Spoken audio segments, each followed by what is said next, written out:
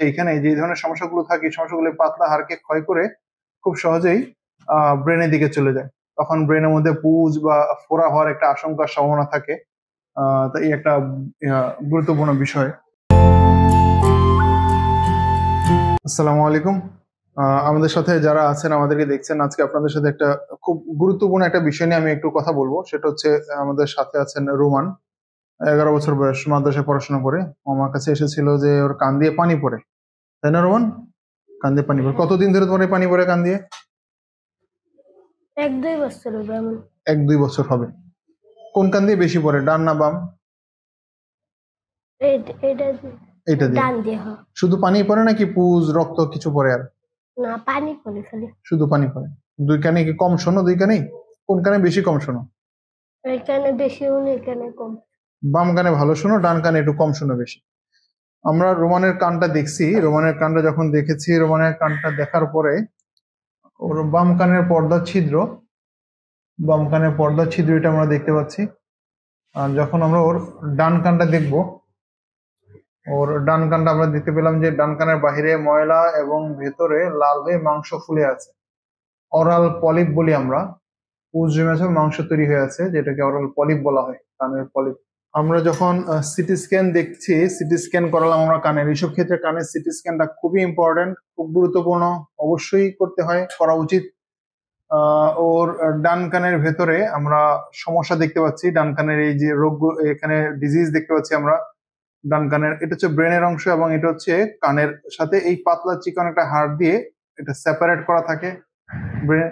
এবং কিছু কিছু ক্ষেত্রে আমরা দেখতে পাচ্ছি ওর ব্রেনের সাথে যে সেপারেশনের জন্য যে হাড়টা থাকে, টেগমেন্ট বলি আমরা, এই টেগমেন্টটা কোথাও কোথাও একটু হালকা ইরোশন বা ক্ষয়প্রাপ্ত হয়ে যাচ্ছে, সেটা আমরা দেখতে পাচ্ছি। এটা একটা বড় কমপ্লিকেশন যে এখানে যে ধরনের সমস্যাগুলো থাকে এই সমস্যাগুলো পাতলা হাড়কে ক্ষয় করে খুব সহজেই ব্রেনের দিকে চলে যায়।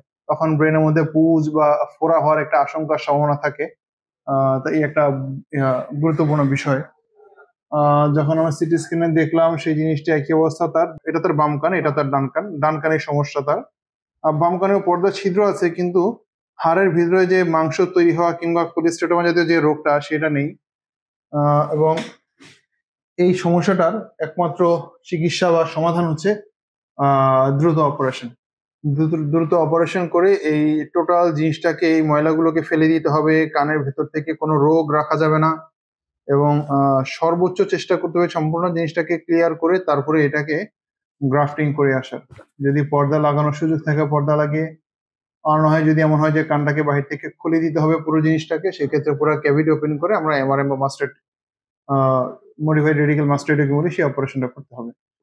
এই যে কানের যে কোলেস্টেটোমা যে মাংস বেড়ে গেল দেখলাম, এটা সবচেয়ে বড় সমস্যা হচ্ছে এটা ব্রেনের দিকে চলে যায় এবং এটার কানের পেছন দিকে একটা খুব গুরুত্বপূর্ণ রক্তনালী থাকে, সেই রক্তনালীটার মধ্যে এটা ছড়িয়ে যেতে পারে।